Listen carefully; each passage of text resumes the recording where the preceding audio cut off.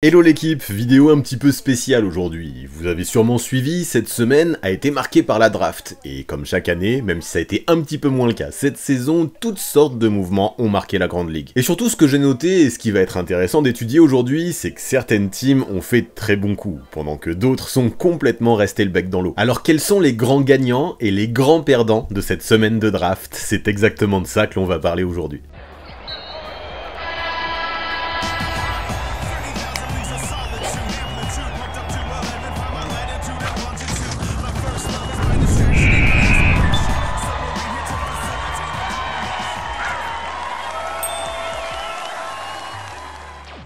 Et pour commencer, évidemment qu'il faut que je parle de la France comme l'une des grandes gagnantes de ces deux nuits de draft. Après l'explosion de Victor Wembanyama et Bilal Coulibaly lors de la draft 2023, c'est comme si l'Hexagone avait décidé de frapper encore plus fort en 2024. Cette fois-ci on parle de Zaccharie Rizaché, d'Alexandre Sarr et de Tidjane Salin, qui tous ont fait leur entrée en fanfare parmi les 6 premiers choix de la draft. Oui, vous avez bien entendu, 3 Français dans le top 6, même dans le top 10, c'est du jamais vu dans l'histoire de la NBA. Et puis ce qu'il faut savoir aussi, c'est que dans la Grande Ligue, dans l'histoire, c'est la première fois qu'un pays hors États-Unis place 3 de ses joueurs dans le top 10. Vraiment, ce qu'on a vécu mercredi soir, c'était historique pour la France. D'abord, c'est Zaccharie Rizaché qui a été choisi en premier par les Atlanta Hawks. Two-way player d'excellence, il a tout pour devenir un joueur solide dans la ligue. Ensuite, au deuxième choix, les Washington Wizards ont opté pour Alexandre Sarr, pivot de 2,16 m avec une mobilité et une habileté rare pour sa taille. Enfin, Tidjane Salin a été sélectionné en 6ème position par les Charlotte Hornets. Lui, c'est un ailier fort de 2,06 m qui, pareil, au vu de ses qualités, pourrait bien trouver une place en NBA dans un rôle de 3&D. 3 Français dans le top 6, c'est vraiment très lourd. Mais attendez, ce n'est même pas fini. Quelques heures plus tard, Pacom Dadier, ailier tricolore en provenance du Ratio Farm Ulm en Allemagne, a été sélectionné par les New York Knicks en 25ème position, pour augmenter le total de Français draftés au premier tour à 4, un chiffre historique. On l'a vu dans le public, les fans ont bien fêté ça, surtout qu'au second round jeudi soir, ce fut au tour de Melvin Aginsa de voir son nom appelé par Mark Tatum, d'abord drafté par les Knicks, puis directement envoyé à Dallas. Enfin, même s'il n'a pas été drafté, Armel Traoré s'est vu proposer un two-way contract par les Lakers. La NBA aura donc un fort accent bleu-blanc-rouge encore une fois la saison prochaine. Après, on ne sait pas encore comment ces jeunes joueurs vont évoluer, surtout qu'ils arrivent tous dans des situations bien différentes, mais une chose est sûre, la portée internationale de la NBA ne cesse de grandir, et la France est toujours une réelle locomotive dans cette expansion. L'Hexagone fait donc partie des grands gagnants de cette semaine de draft selon moi. Et pour enchaîner, vu que ce sont eux qui ont créé le premier vrai tremblement de terre mardi soir, j'ai envie de parler des Knicks. Ouais, cette arrivée de Michael Bridges afin de renforcer encore la connexion de Villanova à Big Apple, c'est quelque chose. On le cache pas, hein, du côté de New York, beaucoup en rêvaient, vu comment le fit semblait évident, et les Knicks l'ont fait. Puis même si ça va être kiffant de voir Brunson, Hart, DiVincenzo et donc Bridges porter le même maillot, sa venue apporte bien au-delà de ça. Sur le papier, l'ailier semble juste représenter le joueur parfait pour ces New York Knicks. Bridges, c'est l'un des meilleurs 3&D de la ligue, une défense solide, un tir extérieur fiable et surtout une résistance à toute épreuve. Il n'a jamais manqué un seul match en carrière. Et puis, quand je dis 3&D en plus, je suis un peu provoque, car Bridges est bien plus que ça. S'il a montré des limites en tant que franchise player à Brooklyn l'an dernier, il a montré à plusieurs reprises dans sa carrière qu'il était bien plus qu'un simple role player. Bridges, des deux côtés du terrain, est capable d'être un véritable game changer pour la franchise new-yorkaise. Je pense que c'est exactement ce genre de joueur-là qu'il manquait aux Knicks pour espérer aller chatouiller des franchises comme les Celtics. Et ce qu'on aime bien, c'est qu'à la fac, la connexion de Villanova a déjà montré qu'elle pouvait gagner ensemble. Même si en NBA, évidemment, les choses sont bien différentes, ça restera une anecdote qui ressortira forcément constamment dès qu'on évoquera les Knicks de la saison prochaine. Et puis je suis obligé de préciser aussi qu'il y a un certain OG Anunoby qui a été re-signé juste avant la draft mercredi pour 5 ans et 212 millions. Et pour ceux qui se poseraient la question, je n'ai aucun souci à associer deux two-way players élites comme Bridges et Anunoby. Bien au contraire, je pense qu'avoir deux joueurs comme ça dans le 5, c'est une vraie force. Par contre, ces deux-là, je ne sais pas ce que ça va donner avec Randle, ni comment Tibbs établira la rotation des Knicks en l'état, si tout le monde reste. Mais peu importe, c'est un problème de riche, et ce que je retiens, c'est que désormais à New York, il y a tout un tas d'options intéressantes. Et là, je pense que pour les Knicks, au vu de tous ces moves, il est temps de parler d'objectifs, il est temps d'assumer. Avec l'arrivée de Bridges, New York ne doit plus seulement espérer faire bonne figure en playoff, non, New York ne doit plus se cacher, New York vise le titre. Je dis pas que ce sera facile, hein, ou qu'ils vont y arriver, mais clairement, l'objectif, il doit être là. Depuis mardi soir, il suffit de l'observer, la cote des Knicks à Vegas a explosé, et alors à eux d'assurer sur le parquet désormais. Surtout que je pense que les fans ne se satisferont pas de moins, vu la contrepartie qui a été envoyée aux Nets. D'ailleurs, disons-le, hein, eux aussi, les Nets font partie des grands gagnants des moves effectués cette semaine, selon moi. Eux qui, en parallèle, ont prolongé Nick Claxton, un bon coup. Puis surtout, ils ont profité profiter du deal de Bridges pour récupérer l'un de leurs picks 2026 qui traînait du côté de Houston. Ils ont des jeunes, ils ont des choix de draft, ils vont pouvoir contrôler leur destin, c'est cool pour eux. Dans une optique de win now pour les Knicks et de tanking ou de reconstruction pour les Nets, je pense que c'est vraiment du win-win ce deal. Mais ouais, pour revenir à la contrepartie envoyée par les Knicks, c'est Bojan Bogdanovic, oui, mais surtout 4 futurs premiers tours de draft non protégés, en plus d'autres petits détails que les Nets ont dû réclamer. En termes de capital de draft, ce que New York lâche pour Bridges, c'est énorme. La signature d'Anunoby aussi, c'est le prix, c'est ce qu'il fallait mettre, mais ça reste très cher également. Mais est-ce que je vais critiquer ça? Non, les dirigeants ont mis leur grelot sur la table, ils ont pris des décisions tranchées. Pour remporter des titres ou pour espérer le faire, il faut prendre des risques, et ceux que prennent les Knicks me semblent intéressants. C'est le coup de l'excellence, j'ai envie de dire. Tout ça, ça me convient, à une seule condition, c'est que, en l'état, les supporters des Knicks et les Knicks eux-mêmes ne fassent pas les faux modestes. Ça vise une bague, rien d'autre, et ça doit assumer. Parce que oui, tu prends les 4 de Villanova là, tu y ajoutes OG Anunoby, Julius Randle s'il reste, et Mitchell Robinson, et franchement, si Tibbs arrive à faire cohabiter tout le monde, il peut le faire, le potentiel paraît ouf. On peut même ajouter Pacom Dadier, qu'on évoquait plus tôt, et qui a été récupéré avec le choix 25, ou encore Tyler Kolek. Les Knicks sont transférés pour l'avoir au second tour, et j'en avais parlé dans ma mock draft, il va très bien dans cette équipe. Je suis pas sûr que ces deux-là obtiennent énormément de temps de jeu dès leur première année avec un coach comme Thibodeau, mais peu importe, au moins pour le futur, ou en cas de blessure, ils représentent des options intéressantes. Et pour revenir à Bridges quand même, vu que c'est le plus gros joueur qui ait pu bouger pendant cette semaine de draft, il faut le dire, en termes de culture, à mon avis, c'est exactement ce que recherchent les Knicks. Voilà pourquoi, pour moi, forcément, sur les derniers moves effectués, l'équipe de Big Apple fait partie des premiers gagnants qui me viennent à l'esprit. Les fans des Knicks peuvent vraiment être excités quant à la saison à venir. Ensuite, parmi les grands gagnants, je vais dire un petit mot sur eux, mais je vais pas trop m'attarder parce que ça me semble déjà vieux, mais il y a le Thunder. Beaucoup de monde l'a déjà analysé ce trade, mais depuis, il y a eu la draft, et il faut que j'en parle aussi, tellement pour moi, OKC a fait un joli coup. Alex Caruso, c'est le genre de joueur que toutes les équipes aimeraient avoir. C'est un défenseur élite qui peut aller sacrifier son corps pour lockdown la star adverse, tout en restant très efficace en attaque. Un mec qui tourne à plus de 40% à 3 points et qui est expert en défense à seulement 9 millions la saison, c'est juste imbattable. Là, la défense d'OKC, ça va être n'importe quoi. J'ai hâte de voir ça. Jusque-là, Josh Giddey, c'était le maillon faible dans le secteur. Maintenant, il y a plus que des morts de faim dans le roster, c'est ouf. Et puis j'aime que l'équipe n'ait pas eu peur des blessures de Topic et pense à l'avenir. Même s'il va probablement manquer toute la saison prochaine, sa rupture du ligament croisé est partielle, et normalement, à 19 ans, on s'en remet bien de ça. Surtout qu'il faut pas l'oublier, avant ces histoires de blessures, Topic, il était prévu top 3 de la draft. Ce n'est pas rien. La team de l'Oklahoma le récupère avec le choix 12, et avec le départ de Giddey, elle récupère un nouveau playmaker spécialiste, chef d'orchestre et super passeur. Maintenant, je le répète, faudra être patient avec Topic au vu de ses blessures, mais au vu de son niveau et au vu de son potentiel, ça peut valoir le coup. Surtout qu'à côté de ça, OKC a aussi récupéré Dillon Jones avec le choix 26, plus encore 2 autres joueurs supplémentaires au deuxième tour. Franchement, cette semaine, c'est une masterclass de Presti. Il a encore une fois réussi à renforcer l'équipe sans prendre le moindre risque financier, c'est fort. Je pense qu'il y a pas mal de GM dans la ligue qui sont jaloux de ces moves. Mais pour vraiment revenir à ce qu'il s'est passé mercredi soir lors de la draft, je pense vraiment qu'on peut considérer les Spurs comme des gagnants également. Le choix de Stephen Castle avec le pick fort, c'est exactement ce que j'espérais pour eux. Stephen Castle, c'est un prospect qui sait exactement qui il est et ce qu'il veut apporter. J'adore son envie et sa volonté qui se matérialise notamment en défense, où il agit comme un pitbull. Lors de sa saison à Yukon, même s'il a connu pas mal de difficultés avec son tir à 3 points, il a montré qu'il avait le potentiel pour être un atout majeur dans la win. Wemby avait l'air vraiment ravi de l'arrivée d'un tel meneur à ses côtés. Maintenant, je sais que beaucoup le voient essentiellement comme un poste 2, et c'est vrai que c'est comme ça qu'il a été utilisé à Connecticut. Cependant, ce n'est pas parce qu'il est bon au poste 2 qu'il ne l'est pas aussi au poste 1. Castle est un meneur de formation, et à l'organisation, il possède déjà des qualités et un QI basket très en avance pour son âge. Organiser le jeu et envoyer du pick and roll, il sait le faire, et le fit avec Wemby semble évident. Bon après, j'ai pas forcément compris pourquoi ils ont envoyé Dillingham à Minnesota contre des picks de 2030 et quelques, mais why not? Ça prouve surtout qu'ils ont confiance en Castle, alors autant ne pas créer d'embouteillage, ça me va. En tout cas, je me dis qu'avec le pick 4, c'était le meilleur choix possible pour les Spurs, ce qui pour moi les met automatiquement parmi les gagnants. Et puis à côté de ça, j'ai pas forcément envie de parler de gagnants et de perdants seulement en termes d'équipe aujourd'hui, je veux aussi parler en termes de joueurs. Et je trouve qu'un Ron Holland par exemple, que beaucoup imaginaient sélectionner plus bas, se retrouve bien gagnant dans cette draft. Ouais, il y a encore un an, pas mal l'imaginer top 1, mais depuis Angelique, son individualisme, son manque d'adresse et ses choix offensifs douteux ont pas mal sali sa réputation. Dans la plupart des mocks, il était prévu top 10, top 12, pas avant, et pourtant, les Pistons lui ont fait confiance avec le choix 5. C'est risqué pour Détroit, hein, vraiment, mais je comprends que le potentiel du prospect les ait intrigués. Et puis pour Holland, c'est vraiment pas mal. Du côté des Pistons, on a déjà annoncé qu'il allait travailler son tir avec les plus grands spécialistes, afin de lui donner un max de chances de débloquer son potentiel. Par contre, il faut aussi en être conscient. Avec tous ces projets à développer, il va falloir, je pense, que les fans des Pistons soient encore assez patients avant d'espérer la victoire. Et si on continue sur les joueurs, j'aimerais évoquer Dalton Connect, qui finalement s'en sort pas mal dans son malheur. On se rappelle, hein, en début de semaine, il était clairement prévu dans le top 10 de sa QV, et pourtant son nom n'a été appelé qu'à la 17ème place, ce qui forcément lui a fait perdre plusieurs millions. Ça pique. Puis vous savez quoi, j'adore qu'un sniper comme Connacht puisse être la première recrue de l'ère JJ Redick aux Lakers. Je vois vraiment des similitudes dans le jeu off-ball des deux joueurs, et autour de pièces comme Anthony Davis et LeBron James, j'imagine tout à fait comment il pourrait être utilisé. À 23 ans, avec son vécu basket, je l'imagine vraiment capable d'assumer un rôle immédiat dans cette team de Los Angeles. Alors oui, pour Connacht, c'est peut-être décevant de sortir du top 10, mais les Lakers, eux, ont dû se frotter les mains en voyant que miraculeusement, il était encore dispo avec le choix 17. Et puis commencer sa carrière en partageant le terrain avec LeBron et AD tout en étant coaché par Redick, il y a pire quand même pour un shooter spécialiste comme lui. Voilà pourquoi, avec le recul, je pense que tout le monde peut être bien gagnant dans cette histoire. Bon, puis là, avant de parler de ce que j'ai moins aimé, et vous verrez pour commencer, ça parle peut-être encore une fois des Lakers, il faut que je fasse quelques mentions, que je vais moins développer, mais il faut que j'en parle quand même, parce que j'ai bien aimé. Déjà, les Wolves l'an dernier, j'ai kiffé ce qu'ils ont montré en défense. Cependant, en playoff, plusieurs fois, j'ai trouvé que ça manquait de création offensive. Avoir établi un trade pour Dillingham, c'est malin, ça peut être un bon coup de poker. Et s'il y a une équipe qui peut combler ses absences défensives, c'est bien Minnesota, je me dis. Quoi d'autre? J'aime bien la draft de Jared McCain aux Sixers aussi, dans l'idée d'apporter du punch offensif en sortie de banc, et je pense que pour Philly, avoir récupéré Adem Bona au deuxième tour, c'est un très bon coup si tard dans la draft. De leur côté, je trouve que les Nuggets, avec Darren Holmes, ont peut-être enfin trouvé le pivot parfait à développer en backup de Nikola Jokic. Dans ma mock, j'imaginais que la franchise du Colorado pourrait le choper avec le choix 28, mais les Nuggets n'ont pas voulu jouer avec le feu. Ils ont établi un trade pour obtenir le pick 22 afin de s'assurer de sa présence, et je pense qu'ils ont eu raison. À côté de ça, Jamal Murray touche son chèque de 209 millions et prolonge jusqu'en 2029, et tant mieux, ça fait un mal de tête en moins avant de gérer la free agency de Kentavious Caldwell-Pope. Sauf que bon, tout n'est pas rose, et c'est bien beau d'être positif avec tout le monde, il y a quand même eu des perdants, je trouve aussi, dans cette semaine de draft. Et le premier, pour moi, il est philosophique, et même si je n'espérais pas grand chose d'autre, pour être honnête, il faut que j'en parle, c'est l'honnêteté, la justice, le mérite. Bon, déjà, je suis content qu'il n'ait pas été choisi au premier tour, ouf, mais voir Bronny James se faire drafter tout court, c'est quand même assez scandaleux sur le principe. Attention, hein, je dis pas qu'il ne fera jamais carrière en NBA, il a le potentiel pour, à terme, si tout se passe bien, être au moins un role player, ou un joueur de rotation. Cependant, soyons honnêtes, à ce jour, après un accident cardiaque et une saison universitaire très peu convaincante, Bronny James n'est pas prêt pour la NBA. Un random avec son parcours et un autre daron, quasi personne ne le connaît, et aujourd'hui, jamais de la vie il est drafté. Et le pire, c'est quand on apprend comment ça se passe, savoir que Rich Paul, pendant toute la durée du deuxième tour, a passé son temps à appeler les autres franchises pour leur dire que s'il draftait Bronny, il partirait jouer en Australie, c'est trop. Si ça avait été juste lui offrir un two-way contract, ou même un contrat après la draft, ça j'aurais validé, why not, pour le symbole. Et puis c'est beau de voir un père jouer avec son fils. Mais sa draft là, va falloir arrêter de s'inventer des histoires, c'est du théâtre, c'est de la comédie. Je suis sûr que s'il avait attendu un an de plus à la fac et fait ses preuves, il aurait pu être drafté au mérite en 2025, dans une ambiance bien moins toxique. Mais bon, papa LeBron a dit que le fiston était déjà meilleur que tout un tas de joueurs NBA, et on verra si c'est vrai. Si c'est pas le cas dans cette histoire, tout le monde pourrait être bien perdant, et même si Bronny devait s'avérer représenter une bonne surprise, je trouve que l'éthique aura quand même pris un coup dans cette histoire. Il y a certains joueurs non draftés qui ont bien du rire jaune quand ils ont entendu le nom de Bronny James appelé avant le leur par Mark Tatum. Et qu'il aille pas piquer le temps de jeu de Dalton Connacht, hein, j'espère que Redick fera le taf qu'il faut pour éviter ça. Ouais bref, je vais lâcher la veste de Bronny, et parmi les perdants, il faudrait que je parle des Rockets aussi, alors que pourtant, j'avais l'impression que tout commençait très bien pour eux. À la base, j'ai bien aimé que dans le deal de Bridges, ils récupèrent les choix des Suns. Selon la rumeur, cela devait leur permettre de formuler une offre de transfert à Kevin Durant, voire à Jimmy Butler, en plan B.